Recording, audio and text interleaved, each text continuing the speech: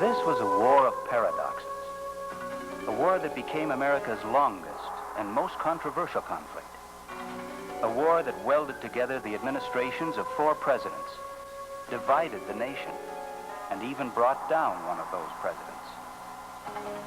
The American people are beginning to understand and judge the reasons for the involvement of the United States in this war in a faraway land.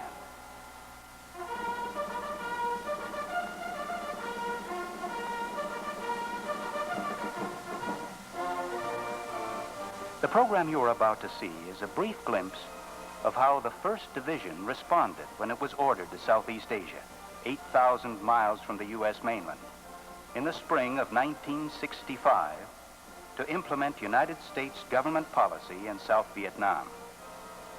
The Saigon government, as it was known, was then under fierce attack by the Viet Cong, a communist-led insurgency in the South, and the People's Army of Vietnam, the more powerful North Vietnamese regular army.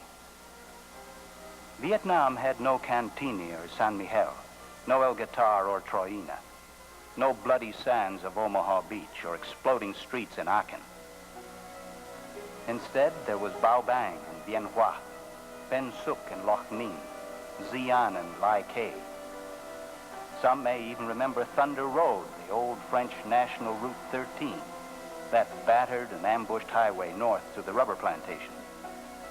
Others will recall the Catcher's Mitt, the much-fought-over loop in the Song Bay River north of Saigon. This war of maneuver had no front lines. Another war went on at the same time as the division's infantrymen, cavalrymen, and artillerymen were destroying secret communist strongholds. The division's medics were caring for Vietnamese patients in remote villages, and the engineers were building roads, schools, orphanages, and clinics.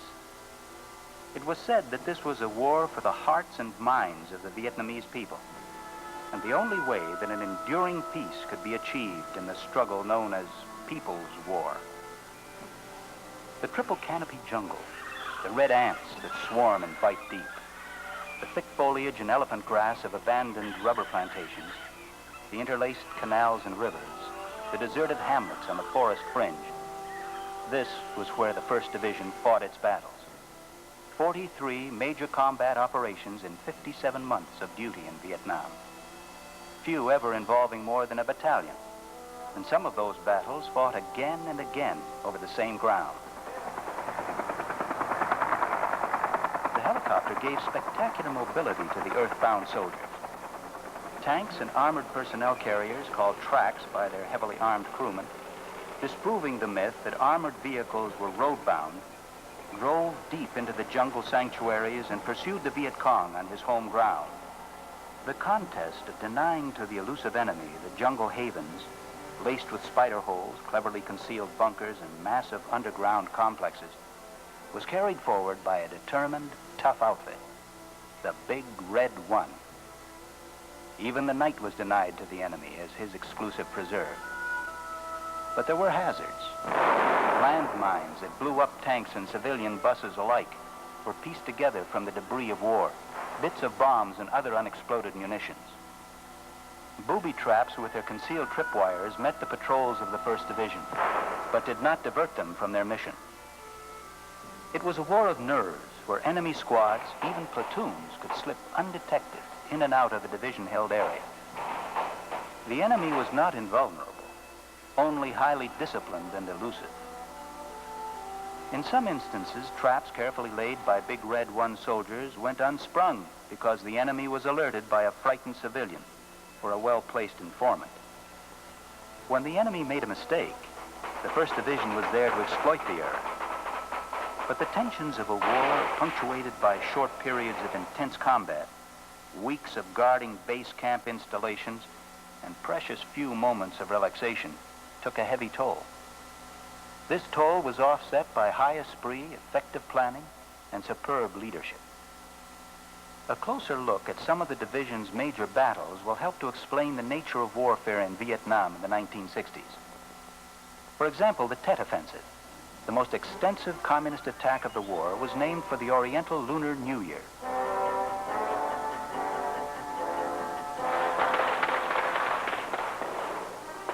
On January 31st, 1968, the start of Tet, North Vietnamese Army divisions and the Viet Cong simultaneously attacked 35 major population centers and almost every important Allied base in South Vietnam.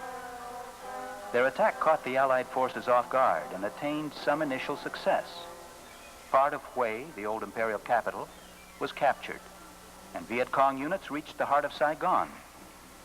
In the end, though, the enemy's great gamble failed militarily, a failure in which the Big Red One played a spoiling role.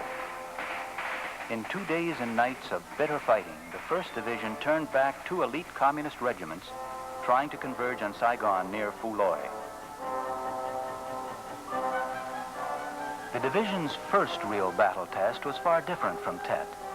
It was fought on November 12, 1965, near the abandoned hamlet of Bao Bang, along Highway 13, by a battalion of infantry, a battery of field artillery, and a troop of cavalry with tanks and armored personnel carriers. They were attacked at daybreak by a regiment of VC, just as the infantry was deploying from its night defensive positions. With the artillery firing point blank and jet fighter bombers screaming in against the main VC force, the attack was completely repulsed by determined, brave soldiers of the 1st Division.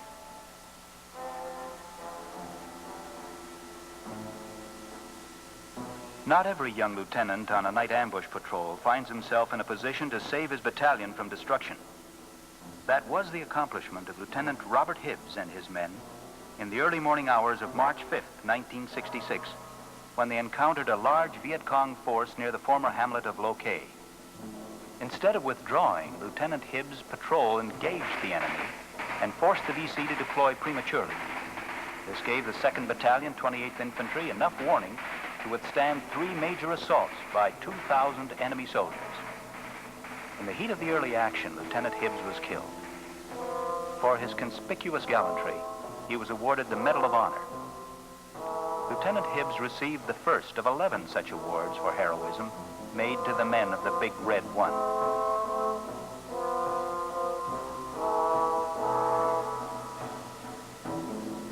The division's 2nd Medal of Honor went to Sergeant Donald Long of the Quarter Horse, as the division called the 1st Squadron, 4th Cavalry. Sergeant Long gave his life to protect his own men during the first Battle of An Loc on June 30th, 1966, when the 273rd Viet Cong Regiment attacked the tanks and tracks of the Quarter Horse along Thunder Road.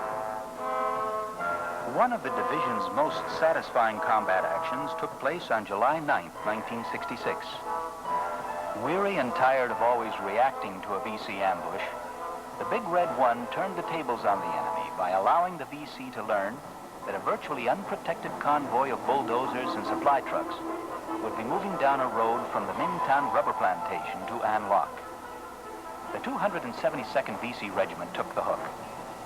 Unknown to the VC, the battlefield had been carefully selected and prepared. The artillery had been positioned to mass its fire on the battle area.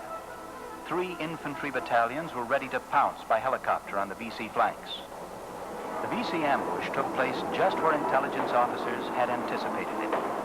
Instead of a defenseless supply convoy, the VC found themselves against 2 tough troops of the Quarter Horse whose blazing guns fixed the enemy in place.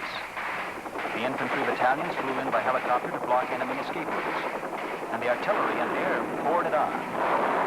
This engagement became known as a classic example of the counter-ambush in Vietnam. It knocked an elite enemy regiment out of the war for 6 months.